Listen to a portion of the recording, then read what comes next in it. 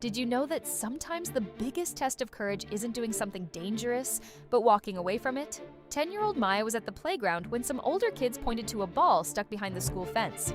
"Hey, Maya, climb over and get it for us," one of them said with a grin. Maya looked at the tall fence with its sharp edges on top. Her stomach felt tight. She wanted the older kids to like her, but something felt wrong. "Maybe we should ask a teacher to help us get it tomorrow," Maya suggested. The kids laughed. "Don't be such a chicken, Maya. It's just a fence." Maya's cheeks turned red, but she remembered what her dad always said. "Real friends don't ask you to do things that could hurt you." "I'm going home," Maya said quietly. She walked away, even though they kept calling her names. The next morning, Maya told her teacher about the ball. Together, they safely retrieved it using the school's ladder.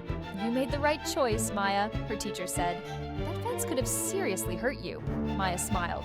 Sometimes being called chicken means you're actually being smart.